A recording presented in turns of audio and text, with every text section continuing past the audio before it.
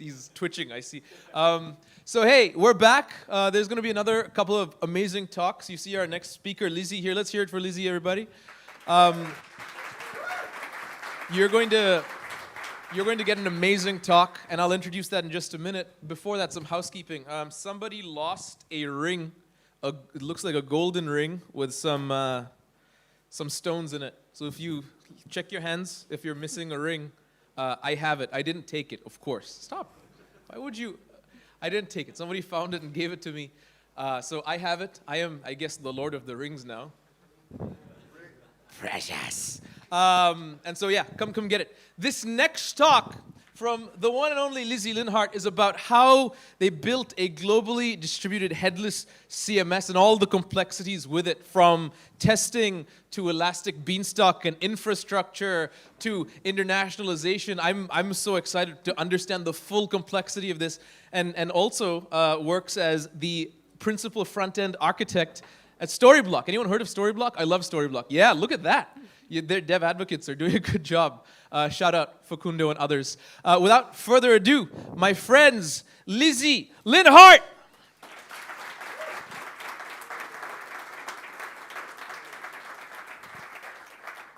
Thanks, everyone. It's really nice. It's a really nice day to have a conference and also be here. So I work at Storyblock. Can we turn on the slides?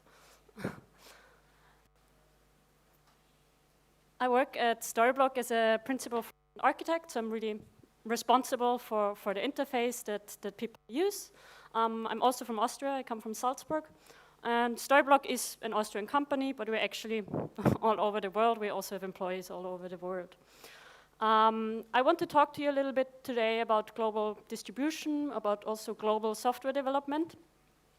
And my talk will mainly focus around 3 areas that I learned a lot about in the past 2 years that I've been there. So I will talk a little bit about headless and why that's interesting in the content management world.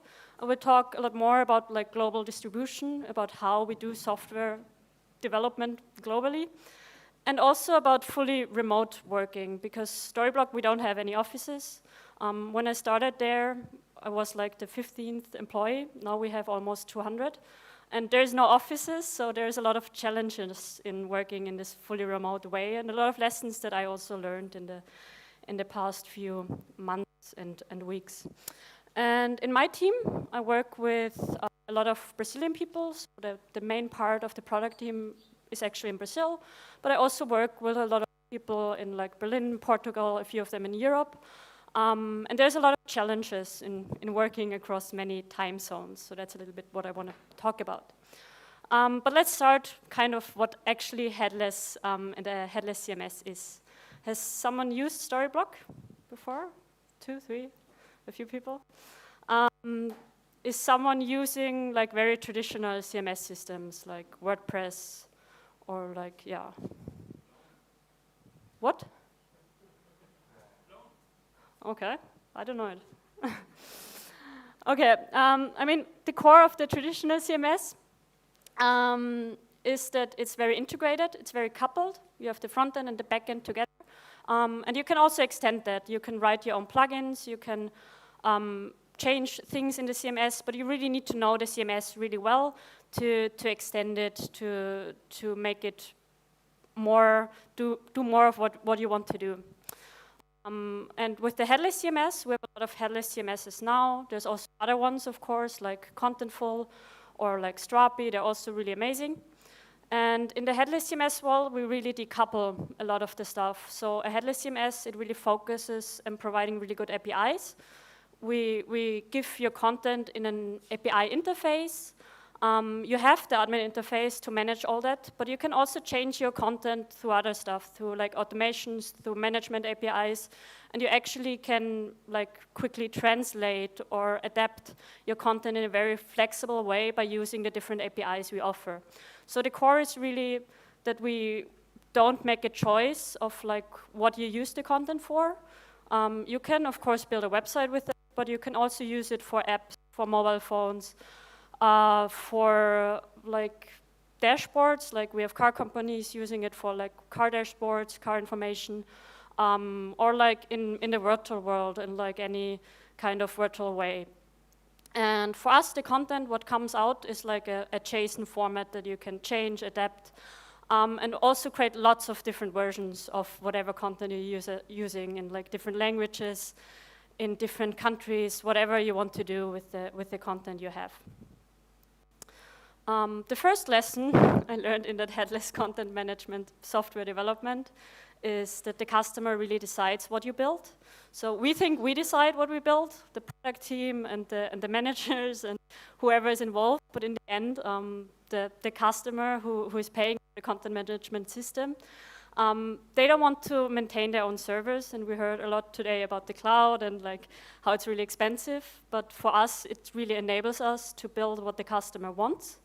And they want really fast APIs, they want really fast images, they want to manage their content in different countries, in different ways.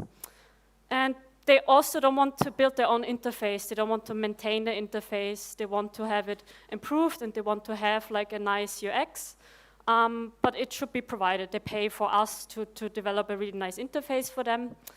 And yeah, they want nice integrations, so we also build a lot of SDKs into different things that work really well, so they can like build on top of that API really fast whatever they want. What allows us to do that? So we don't manage all those servers by hand, but we use the cloud, of course, and we use a service that a lot of people probably know, which is Elastic Beanstalk. And Elastic Beanstalk, it allows you to really quickly create different environments of your application. So it has everything included. It does load balancing. You can have different environments. You can have different environment tiers. It's really good at like red-green deployment and deploying different versions of an application. We have content that lives in the US, we have content that lives in China, we have content that lives in Europe, and the customer here, of course, wants also to choose where that content lives. Like an American company, they have some restrictions, so they need to be able to say, well, my content needs to be in the US, or my content needs to be in Europe. So that's something we need to offer if you have like global customers that have also these restrictions of where and how they manage their content. And what's also really nice is that it automatically provides you with really good monitoring and security. So you can really monitor the different servers, the different environments. They also do a lot of security updates for you.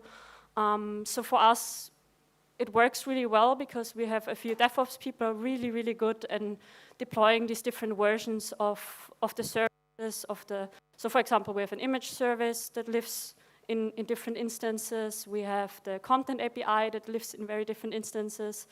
We have the management API, and they're all kind of decoupled and they have different load balancing and different usages. And you really need to optimize and monitor how high the load is and see if like you need to change something, if something is really unperformant, if you need to make these performance optimizations to make it faster.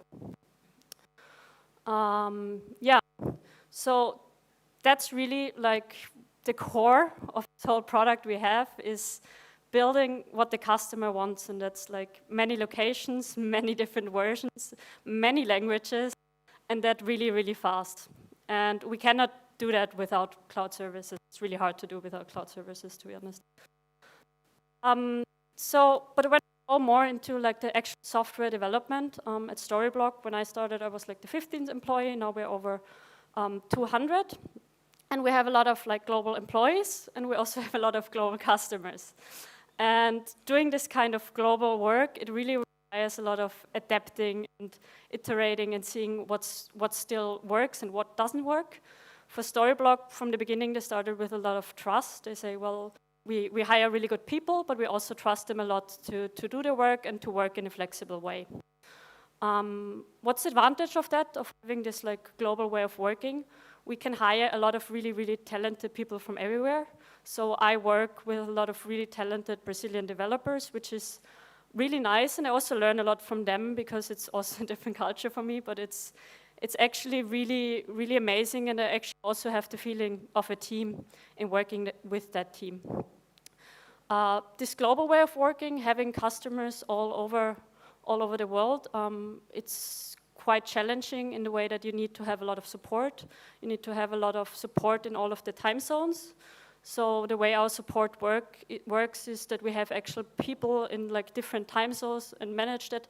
And that way we get like 24-hour support for all the different areas where we are. And if you want to sell that product, of course, it's also good to have an employee who's close to the person who is buying that, who understands the culture of how they want to manage contracts, of how they're buying that product. So you need to have people selling the product understanding like who they're selling to. So that only works if you have the employees in those areas where you want to grow and sell the product. It gets really complicated when you get to like HR process and hiring and like making everything the same for everyone. The way Storyblock solved it is that it is giving a lot of the rights Austrian workers get to everyone. So all the other employees, they have the same rights as the Austrian people have, because they said, well, that's a really good basis because we have a lot of good stuff in Austria.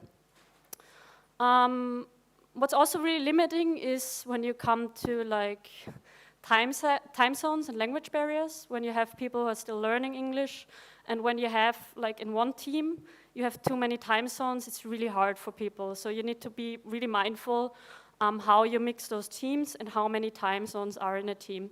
Because 2 or 3 time zones work, but if you have a lot of different like time zones all around the globe, it gets really hard and really limiting. Yeah, so it's really a lot of figuring out how to work in that team, and if the time zones work, or if there are improvements that can be made in terms of those limitations. This is not really a new problem. So there's a really great paper from like 20 years ago, which is called Tactical Approaches for Alleviating Distance in Global Software Development, which kind of talks about the same problem, that if you add distance to any working relationship, that's the graph on the right, it has a negative impact on communication, it has a negative impact on coordination, and it has a negative impact on control. So you need to really look at how you can improve this negative impact that distance is adding to those 3 factors. And the main one is really communication. So communication with someone who you only have like 1 hour of overlap with is really, really hard, because then you need to pack a lot of synchronous communication in this 1 hour. And then if the communication is not going well, if a lot of miscommunication is happening or no communication is happening, then you lose a lot of the control and a lot of the coordination, and that's where like the things start going wrong. And that's kind of the 4th lesson. Today we can work really asynchronous. We have GitHub, we can review code asynchronous, we can write people on Slack and they read it the next day. We have a lot of great tooling and technology to do this work in a global way. But there's still a really important part in synchronous communication, in talking face-to-face, in also maybe meeting in person. And yeah, for me, the lesson there was that you need to, if you have really little time overlap with the people you're working with, you really need to focus the synchronous overlap that you can have with them on really important things. So you could have like really nice team meetings, you could have like one-on-one meetings, but everything that can be done asynchronously, that's not important to do synchronously, you should do asynchronously and focus really on improving this little time that you have together. When we talk about control in global software development, I don't think you can ever have full control of like a software team. Some people always do like kind of what they think is better. But for Storyblock, the approach kind of is that we put a lot of trust in like the individual teams. It's trusted that the employees make really good decisions, and there's also not a lot of micromanaging happening. So since it's fully remote, there's no offices, there's no like actually like you need to be here from 8 to 4 and we look at that. It's very flexible, and then if you say, well, I'm gonna go pick up my kid from school, that's fine as well. But if you think about software development, Scrum and Agile, it works really well because it's a really proven concept in software development that focuses on talking to the teams and talking to the people actually making the work. And through the retrospectives and the reviews, you see what can be improved and you get the feedback. And also in like the virtual environment, this is really important that you talk to the people who actually are in this virtual work environment and keep these processes and keep asking people directly what do we need to improve to make it better. There's also a lot of research that if teams grow really large, they become productive. So what really helped us is if the teams are bigger than 5-6 people, at some point you need to break them and make them into smaller, more functional units. And these small team sizes have a really positive impact on the people and on those teams because they're more connected. Yeah, so that goes into coordination. So how do you coordinate global teams? How do you coordinate 4 teams, 5 teams? How do you coordinate 5 people in 2 different time zones? And there's another really good paper that really looked into that. What they did is they looked at the Slack logs in several years in the Norwegian team and in the Chinese team. That's what you see down there. And they looked over like a few years. They looked on how the different people in those like global environment used Slack to coordinate their work, to get their work done. And what they found is really interesting. They found that a person's role is directly correlates to how much time this person spends in meetings. And meetings aren't just video meetings. Meetings are also unscheduled meetings is what they call it. And unscheduled meetings is what you can have on Slack, that you write someone and then you have a 5-10 minute discussion about how something should work or something doesn't work. And they found that like normal people in teams work around like 8 hours in a week in scheduled meetings and around 9 hours in unscheduled meetings. So we spend actually a lot of time in meetings, but the higher you go in management, like technical leaders and then just like product owners, managers, they spend like even more time in meetings. So a higher manager can spend up to 5.5 hours per day in a meeting, and they're in video meetings and Slack meetings, and it can be very tiring. So that's why if you work in this fully remote environment, you need to make sure not to do everything in like video meetings and constantly have more and more meetings, because you do that all the time and you also need to get some work done. So what we do is we often block like our calendars for focus time, and we just say, well, we're not available for 3 hours or 4 hours. And then people know that and they don't keep sending you messages. And you can also do a lot with notifications. But you need to be aware also of this unscheduled meeting time, of this time you have when you're on Slack and someone sends you questions and questions and questions. And to sometimes just say, well, I'm not available at this point. And this chart is also from this paper. It shows on the bottom the team size. So on the left is like a small team size, on the right is a high team size. And then the y-axis is the value for the people, for the role in the team size. So the red line is developers. So you can see when the team size grows, the value of the meeting really is and has a negative impact for developers, because developers are very productive in very small technical meetings. And the value really grows for the manager, because the manager learns what is going on. So in really large meetings, managers have a lot of higher impact. And the blue line is kind of the testers. This is like in between and not as negatively impacted as the developers are with like really, really large meetings. Yeah, and generally in coordination, I have to say that Slack works really well for us. It really helps coordinate if you work across many time zones with many different people. it solves a lot of the things that weren't possible a few years ago.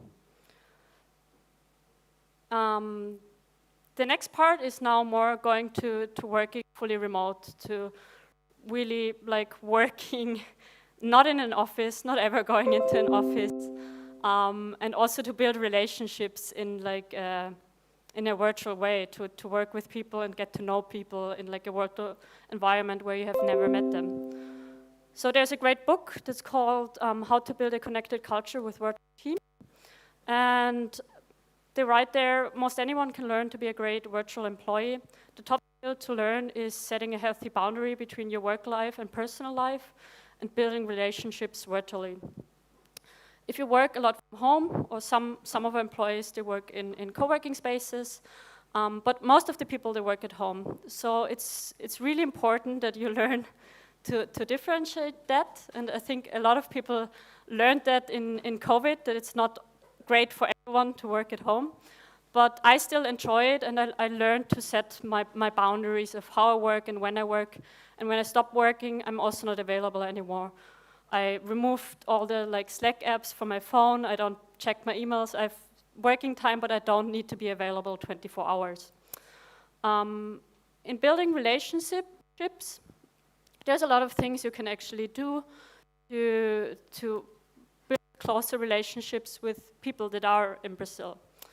And that's kind of also what I learned over the time, that it's really important not just to be hyper productive and be available all the time and build more and build faster, but to actually have some fun, get to know the people you're working with, and sometimes also slow down and lead by example.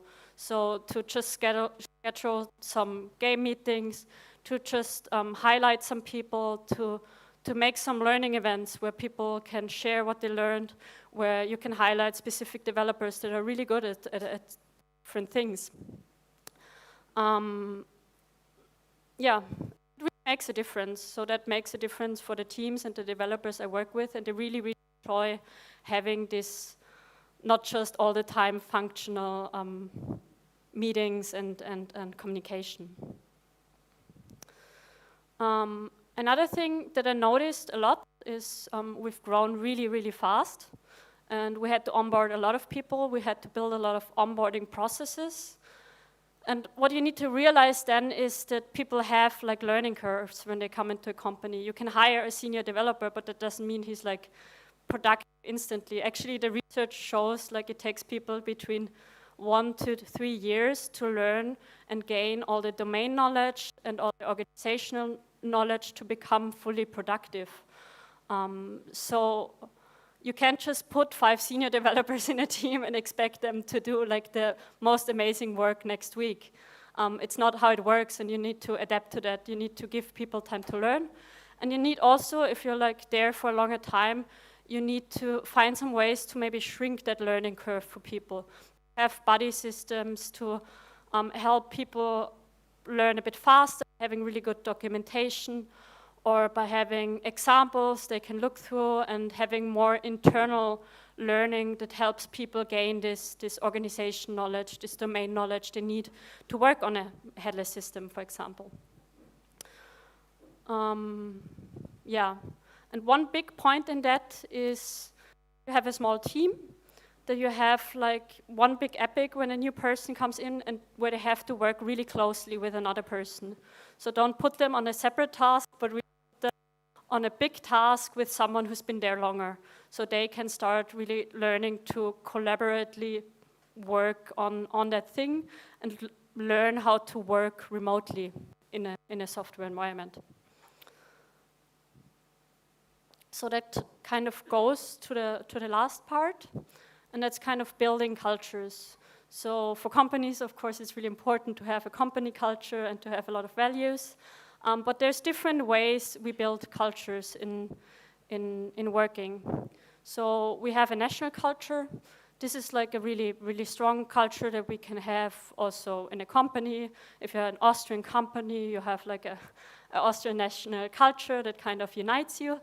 But it's not actually that valuable if you have like a global company, because there's many different national cultures, and there's like not that much to build on. If you say, well, in Austria we do it like this, and in Brazil we do it like this, and then we start fighting.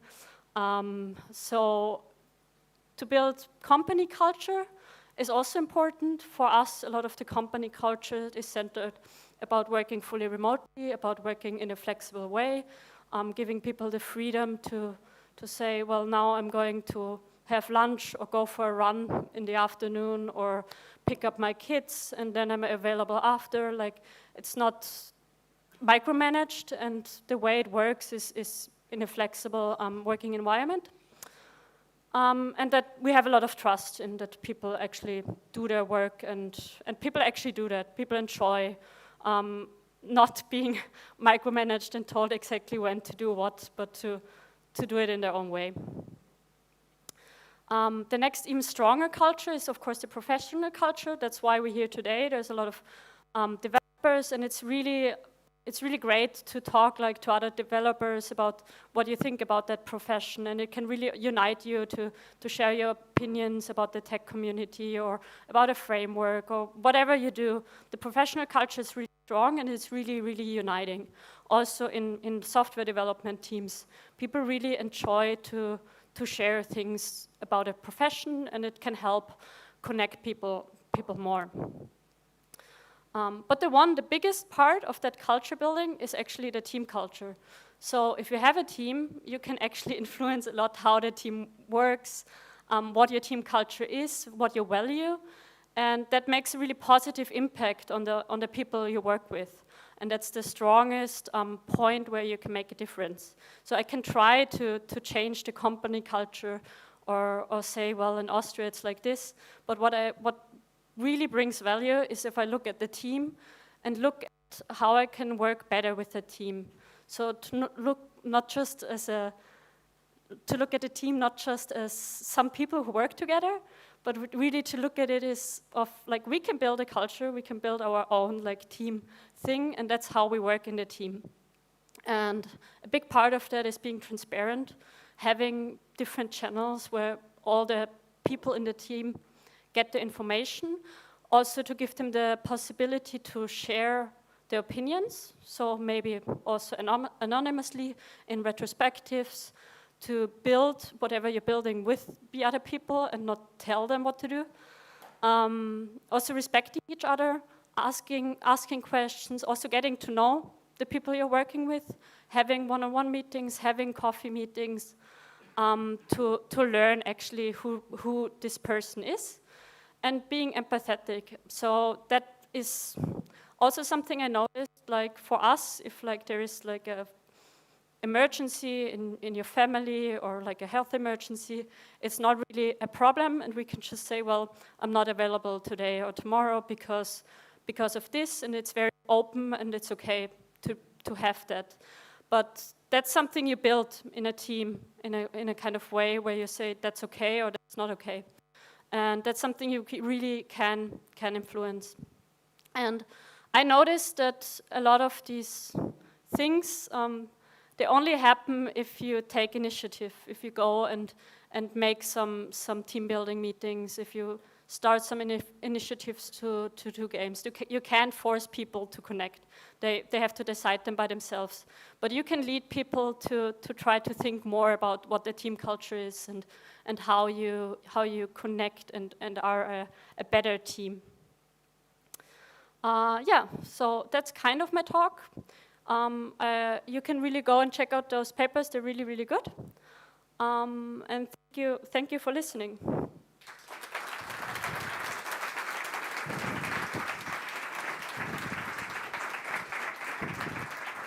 Thank you, Lisi, for this talk. It was a really special talk, especially the part I liked how, and this is one thing in particular I want to highlight is there was an equal amount of like technical expertise, but also the looking after the team and building culture. It was a great balance. So thank you again. Can we hear it for? It's incredible. So there was no questions again on Twitter. Hey, all of y'all's tweet game needs some help. There was no questions on Twitter with the hashtag WorkerConf. Some of you maybe do WorkerCon, I don't know. But if you have questions, show me your hands. Now's a good time. There we go. One question over there.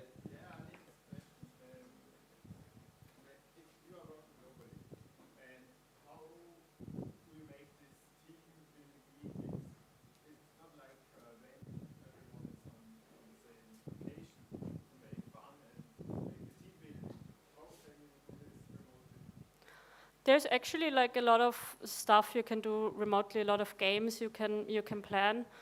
What I do is I use these overlap times, like with the Brazilian team, we have like 2 hours of overlap.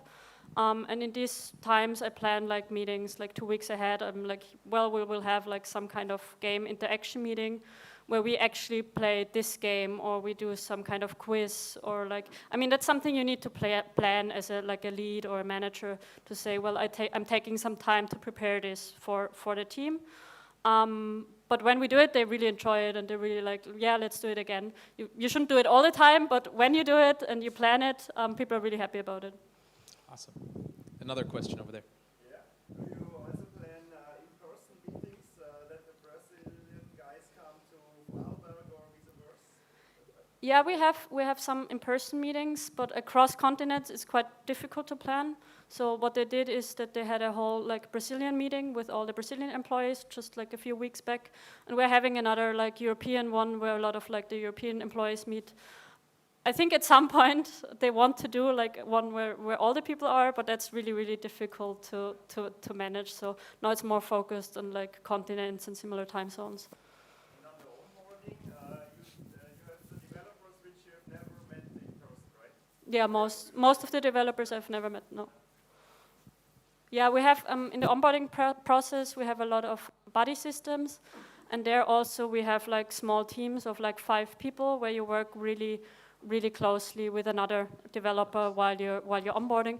We have also a lot of onboarding processes. So we use an app for onboarding that has a lot of the general company onboarding. And then I wrote a lot of the technical onboarding they need to start working in that code base. We'll take one more question, and then Lisi will be here in the breaks to talk more. Yeah, you. Thank you so much. So in terms of, I imagine maybe the attrition can be an issue when you're trying to manage globally distributed teams. And you mentioned some tools that you use. Are there any apps that you might use for business games? So I'm curious how you actually are able to sort of expand the geographical area. You mean now for games or for coordination?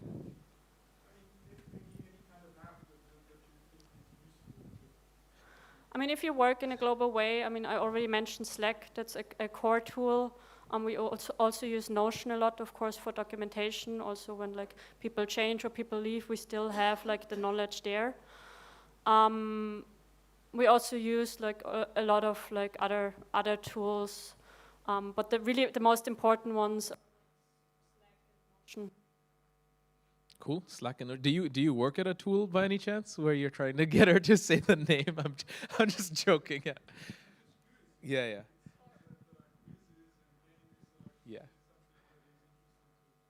Yeah. Quizzes and games he mentioned. Any highlights there? Can we get the microphone working for Lisi, or is her talk's done? Yeah. Here. You can use this one. For apps, there's actually not, like, I think there are a lot of companies that provide like team building events, which we have tried, but it's like, it really depends. So it's more like planning yourself what works. Like there's a lot of online games you can play together that work really nicely, but there's not like a big provider, like you would say Slack or something like that, but you really have to research depending on what you want to do. If you want to do like a breakout room or you want to do a quiz, there's like dozens of things you find. Awesome. Let's hear it for Lisi one more time, everybody.